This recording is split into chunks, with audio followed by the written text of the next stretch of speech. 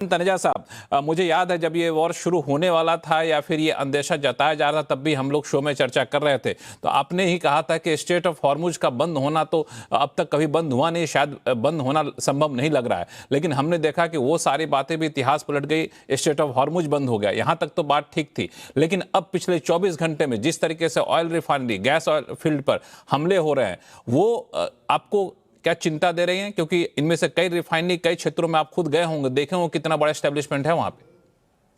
ये जितने भी आप नाम सुन रहे हैं न्यूज के अंदर, कहाँ हमले हो रहे हैं, लगभग सभी मेरे देखे हुए और एक नहीं कई कई दफा देखे हैं।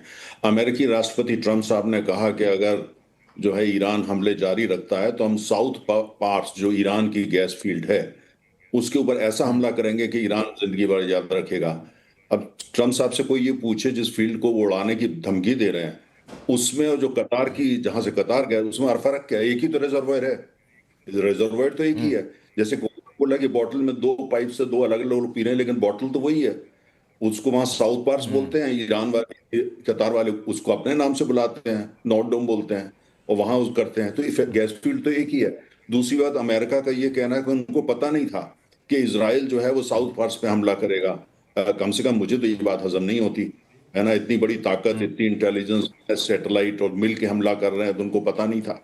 देखिए, एक बात बड़ी स्पष्ट है कि अब जो है ईरान जो है उसको पता है कि वो इनका मुकाबला नहीं कर सकता फौजी रूप से, सैन्य रूप से, इसराइल का या अमेरिका। उसने क्या करा कि पूरी स्टेट ऑफ हॉर्मुज को पहले तो वेपनाइज कर दिया। पूरी दुनिया के लिए इतना महंगा सब कुछ कर दिया कि भाई दुनिया को समझ में आ जाए ये हमला ईरान पे नहीं है, ये पूरी दुनिया पे है।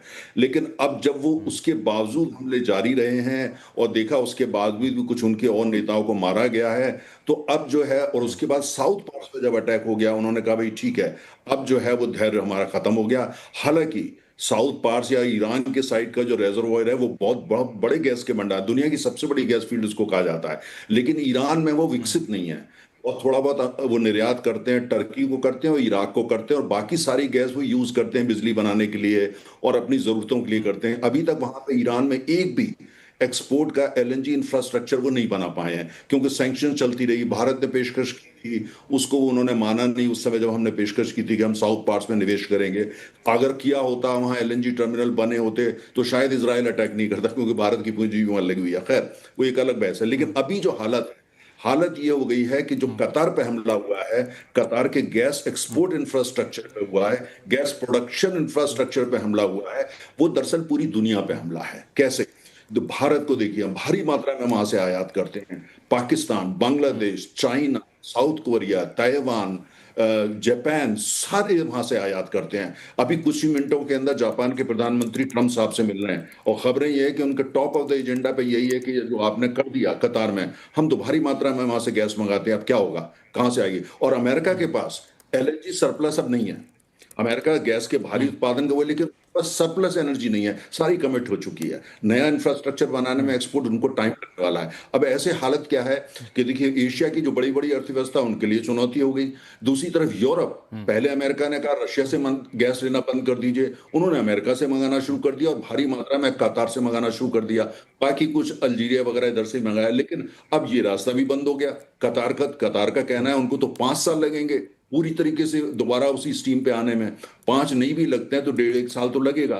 ऐसे हालत के अंदर युद्ध जो है, अब मैसेज बड़ा लाउड एंड क्लियर है, अगर अब युद्ध को नेक्स्ट स्टेज पे ले जाना चाहते हैं तो गैस और ऑयल के इंफ्रास्ट्रक्चर पे और हमले होंगे। पूरी दुनिया की अर्थव्यवस्था जो है उससे पैरालाइज्ड होगी।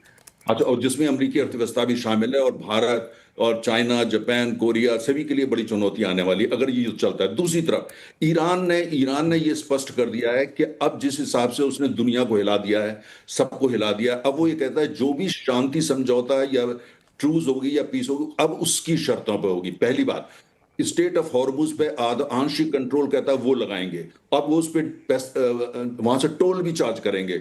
दूसरा उनका ये कहना है अमेरिका गारंटी दे और इसराइल गारंटी दे कि अब दोबारा कभी ऐसा हमला नहीं होगा। और तीसरी बात उनका कि ये सब कहना है कि जो उनकी रिजीम आजकल, वो जो सत्ता में है आजकल, वो रिवोल्यूशनरी गार्ड ही इस हमलों के बाद अब पूरी तरह कॉकपिट जो वहां की पॉलिटिकल उसमें आ गए, अब उन्हीं का दबदबा है। तो उसका ये कहना है कि आप कोई रिजीम चेंज ऐसी ऐसी बात नहीं करेंगे। तो कुल मिलाकर के युद्ध जो है ऐसे उस पे आ गया। अमेरिका जो मकसद लेके चला था, अब वो तो पीछे चला गया। अब यह है कि अगर शांति करने की बात होती है तो उसकी शर्तें क्या होंगी, और उसमें ईरान आज की तारीख में जो टेबल है उस टेबल पे फौजी रूप से भी हावी हो गया है। स्टेट ऑफ हॉर्मुज उसने वेपनाइज कर दिया है, और पूरी दुनिया आज परेशान होकर कह युद्ध को रोको, युद्ध को रोको। बिल्कुल, दरअसल इस पे मैं आगे भी चर्चा करूंगा, चूंकि आपने बहुत ही इंपॉर्टेंट पॉइंट यहाँ पे कहा है। और दूसरी तरफ ईरान की जहां तक बात है, मुझे लगता है ईरान के पास तो अब खोने के लिए कुछ बचा ही नहीं है। अब उसको जो मरता क्या नहीं करता वाली हालत है, तो अपना जो सारे वेपन थे, चाहे ऑयल का हो, गैस का भंडार हो, उसका इस्तेमाल करना शुरू कर दिया है, उसको वेपनाइज कर दिया, आपने सही कहा। और इसको कैसे देखा जाए, एम्बेसडर दयाल और बाकी मेहमान आपके पास आऊँगा, लेकिन एक सवाल लेकर के मैं किरीट पारिक साहब आपके पास आना चाहूँगा कि ये सारे ऑयल फील्ड, गैस फील्ड को जिस तरीके से हमले किए जा रहे हैं, रिफाइनरी पर हमले किए जा रहे हैं, ये क्या युद्ध खत्म होने के बाद भी गैस और ऑयल की सप्लाई प्री वॉर एरा जैसे शुरू हो पाएगी? कितना मुमकिन है? ये इनको भी शुरू करने में पहले जैसा उत्पादन करने के वक्त तो लगने वाला ही है, तो इसकी जो कीमत बढ़ेगी वो जल्दी से कम होने वाली नहीं है। वो रहेगी काफ़ी टाइम तक, काफ़ी वक्त तक।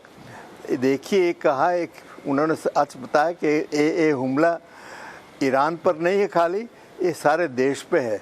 ईरान ने जो किया वो भी सारे देश, सारी दुनिया पे ये हमला किया है।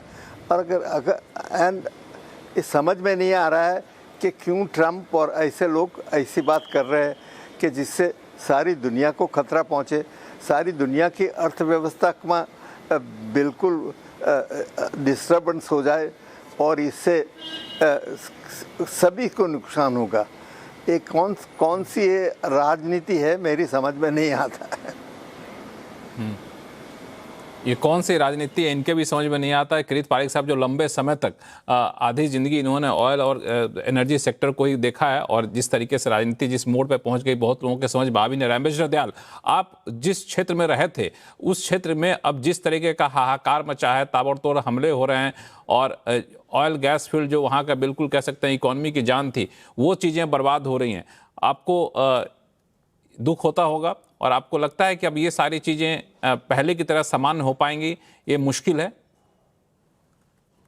देखिए, दुख तो पूरी दुनिया को हो रहा है, क्योंकि जिस तरह के हालात पैदा हो रहे हैं वो पूरी दुनिया के लिए बहुत दुख की बात है। देखिए, ट्रम्प साहब ने दादागिरी की, इजराइल ने दादागिरी की, नेगोशिएशंस चल रहे थे न्यूक्लियर इश्यूज पे, और ट्रम्प अपनी शर्तें बढ़ाते गए, और फिर अचानक उन्होंने इस तरह का हमला बोला। पिछले साल जो जून में लड़ाई हुई थी वो अमेरिका ने रोक ली थी, लेकिन ईरान पूरी तरह से तैयारी करके बैठा था कि अगर दोबारा हमला होगा तो हम भी जवाब देंगे, और वैसे ही उसने किया। अमेरिका ने सोचा कि वो और इजराइल जो हैं वो कहीं ज्यादा शक्तिशाली हैं ईरान से, और उसको मार के ढेर कर देंगे, लेकिन ईरान भी पूरी तरह से तैयार था, और उसने नीति बनाई थी कि अगर हम डूबेंगे हाँ तो हम सबको साथ ले डूबेंगे, और वैसे ही हुआ। उसने जो है इस लड़ाई को वाइडन कर दिया तमाम अरब देशों में। अब देखिए, ये सिर्फ पेट्रोल और गैस की बात नहीं है, इन चीजों से तमाम ऐसे प्रोडक्ट पैदा होते हैं जो पारिक साहब तो बहुत अच्छी तरह जानते होंगे। जैसे सल्फर आता है, सल्फर हमारे लिए, सबके लिए, फर्टिलाइजर के लिए जरूरी होता है, तो इससे पूरे एक रेंज, फार्मास्यूटिकल्स भी इससे इफेक्ट होते हैं। तो ये जो पूरे रेंज है ये पूरी दुनिया के लिए बहुत नुकसानदेह, हमारे लिए बहुत बड़ा चिंता का विषय है।